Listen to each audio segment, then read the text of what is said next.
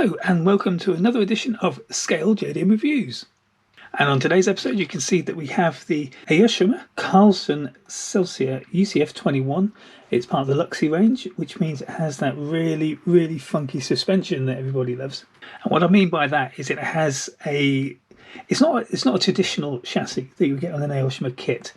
What it is it basically means you can set the car up so that it looks like it's a lowrider. You can have it completely flat down like you see it on the front cover just here, or you can have it maybe front end up, back end up, or any combination of that, freewheeling, however you want. It's completely up to you. And with that in mind, obviously with the Kiwami series cars like the UCF 31s and I think the Aristos, I can't quite remember. Oh no, it was the Crowns. It was definitely the Crowns.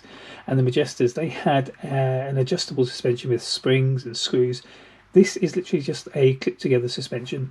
But what that means is you can position it however you want and it's going to stay there, and it is fully adjustable within seconds. So yeah, it looks pretty cool.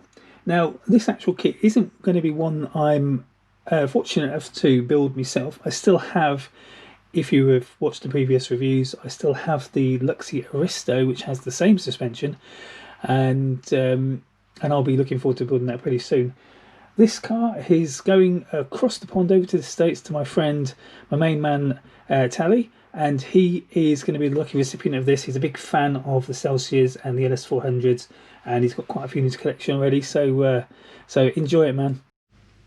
So, moving on, what we're going to do is we're going to have a look at the box quickly. So we have that beautiful standard body Celsior, or if you're from this part of the world, it's the LS400 Lexus. What we've got here is some other cars in the range. You've got the top, we've got another Celsior. You have to the right the Aristo, the JZS 161, and the bottom left there you've got the JZS 147 Aristo. Turning the box around, we've got obviously just another view of the car, but there you go. When you when the car is done, you can see how it can be positioned. It also shows you what wheels it's got as well. And just over to the right there, you can see exactly what you can do with the car. It's just however you want to position it, really. It looks actually quite a fun, funky little kit to build, to be fair. So, without further ado, shall we have a look to see what's inside the box? Dun, dun, dun. Move those out the way, and there she is. Now, as veteran watchers will know, you can't review a kit when it's in the packaging. Just pointless. So let's do our magic and get it out of there. Okay, so what I'm going to do here is for the first time ever, I'm going to move that kind of out of sight, just over there. And the reason for that is because the kit is white, and against a whitey beige box, you've clearly not got the best view. So what we're going to do is we're going to get the bits out individually, and we'll take a look at them with this nice multicoloured exciting background. Okay, so first thing we're going to look at is the body shell. So here we are.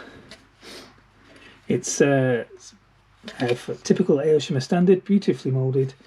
I did notice you could see a mould line along there, which is a bit of a shame because technically you could just polish the shell up and it would actually look really quite nice. The colour is the white plastic is actually quite flawless. Apart from that little bit, the kit doesn't come with the body kit or anything. It does come with the standard front and back bumpers, but to be honest, with a car like this, it's going to be slammed right down to the ground. I actually think I prefer that because it has a cleaner look to it. Regards to work needing doing, the actual mould lines themselves on the front and back bumpers aren't that prominent, so it doesn't need a lot of cleanup. It will need just a little bit. Okay, so the next thing we're going to look at is going to be the chassis. Now, don't quote me on this, but I think the chassis is pretty much the same chassis on all of these cars. I will double check this with my Aristo just shortly after this, and I will confirm.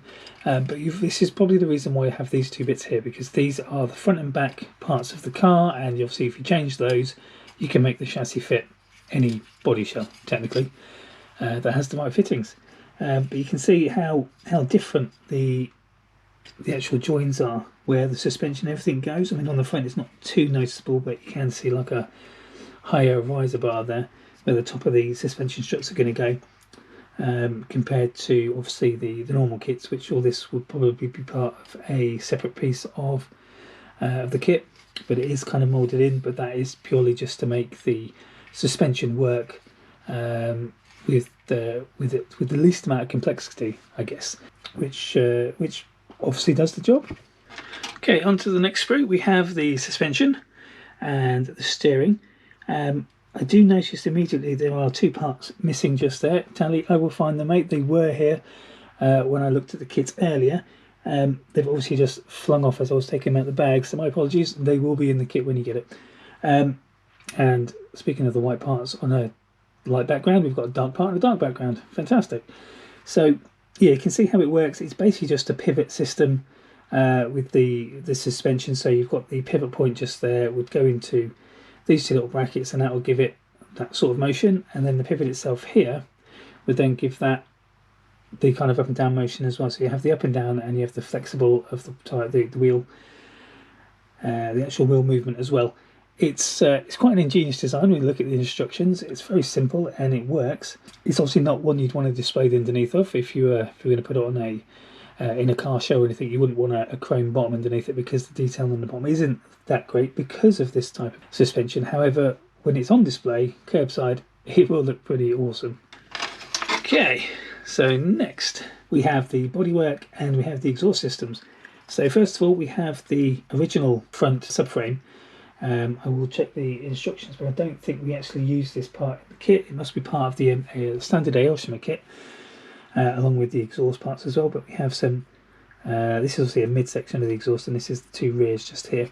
We have the windscreen wipers, and we also have what would be the front attachment of the car, where it would fit onto the body shell. The two number plates. We have the very smooth standard rear bumper. We also have the standard front bumper as well, just there. Like I said, once the car's decked out, it will look low, clean, and very, very lovely. I do notice slightly that the kit, I don't know if it's just my eyesight or not, but that looks like it might need some warming up to bend into place. Or if you glue it onto the rest of the body, use some clamps, keep that into place first, because it does look slightly out of shape. But then again, it could be just the way it's moulded onto the sprue there, because that doesn't look level, does it? So yeah, might have avoided a thing there. Other than that, you've got the wing mirrors and some nicely detailed parts. Okay, onto the chrome pieces. So here they are, nice and shiny. The standard headlights. We have the wing mirror inserts, and we have a grille with a Toyota badge, because this is a Celsior, not a Lexus. Aoshima chrome is always lovely and shiny. Obviously, remember when you're going to glue these parts on, scrape the areas away with an X-Acto blade or something, just so you get a bit more better adhesion, and they will not fall off at some point in the future. So next we have the interior, and as you can see there in the light, we have a very nicely detailed interior. You've even got the grills. For the speakers, you've got the leather, ruffled leather look. In this light, it kind of looks like a Tony the Tiger kind of interior there, which would be a great idea, I guess. But no, this is obviously meant to simulate the leather inside the door cards.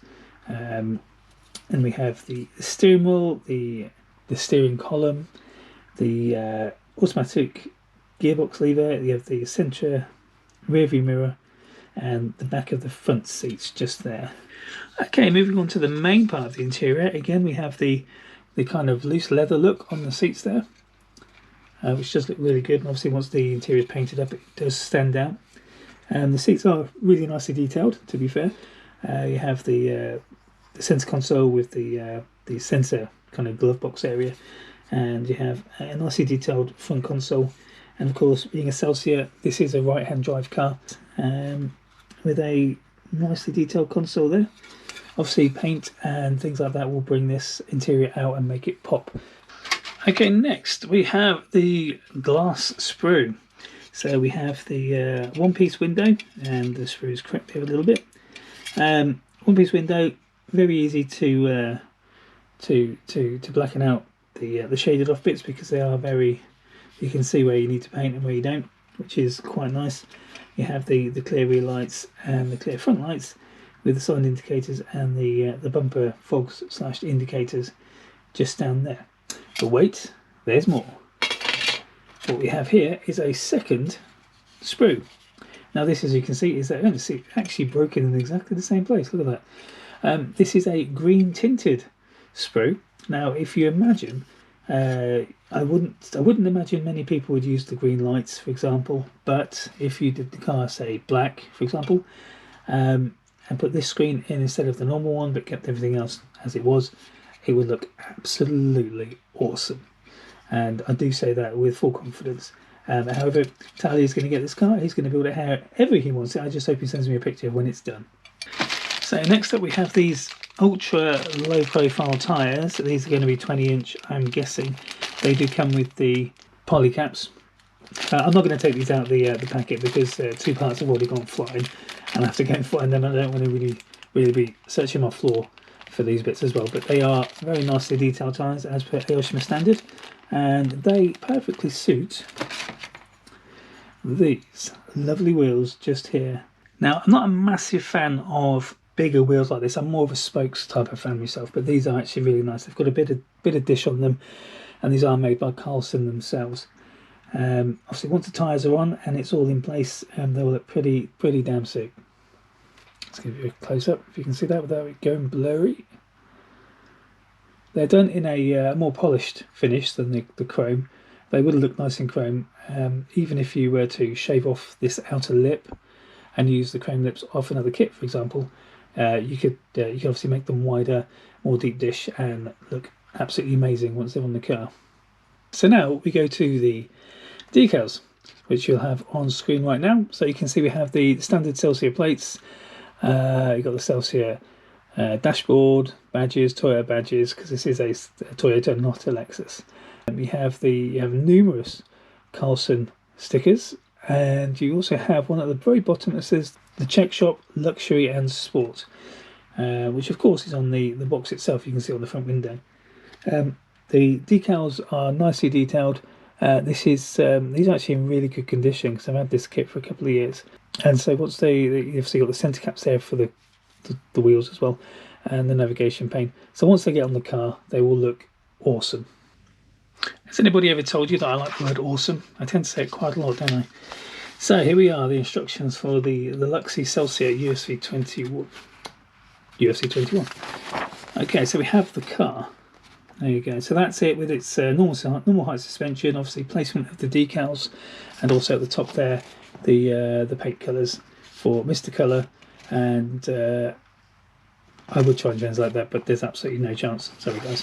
So here you can see how the suspension goes together. You've got the pivot point just there, you've got another one just there, and that clips into that hole there. Now this is for the front, and now you have the other one just here, which is for the rear of the car.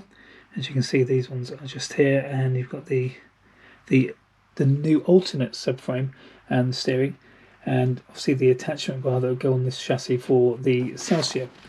The next one down, we have the exhaust system, and exactly where to place the rear suspension components.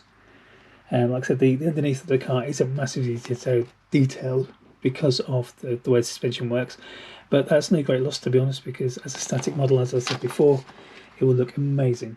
So obviously there, how to put the wheels together, kind of self-explanatory. We have the interior, putting the seats together. Obviously the different colours indicate the different paint codes, and then we have the front dashboard and glove box and everything, and again the different paint codes. You can put them in, even in the pictures they look nice and detailed. Next up, the windows. So you can see the placement of the windscreen wipers. You've got the shaded areas here where it says to paint the inside of the windows, and placement of the headlights, the front and rear bumpers, and then you have the grille, the ring mirrors, and all the lights and everything.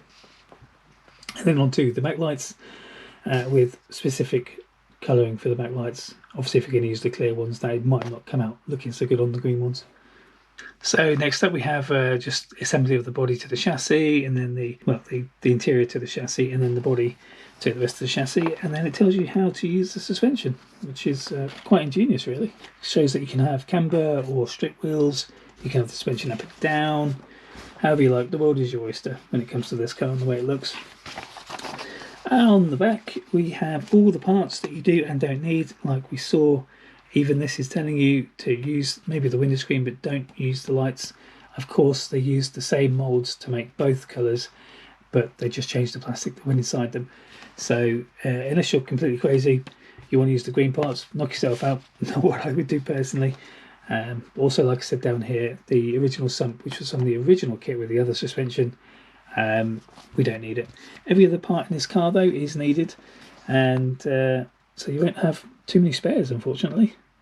Yeah, looks quite a simple build, looks quite nice, but obviously it'll be striking when it's finished, and that is what the whole point of these kits are. Okay, and there it is, the Celsior UCF 21 Luxy. It's lovely box art, as you can see. The kit will look equally as nice once it's built. So I hope you've enjoyed this review. The Celsior UCF 21 is a lovely looking car. It's a lovely looking kit. It looks very clean, very classy, and it effortlessly will look great once built. Yeah, so keep tuned, and if there's any kits you'd like me to review, just put them in the comments and I'll see what I do about getting them. Take it easy, bye.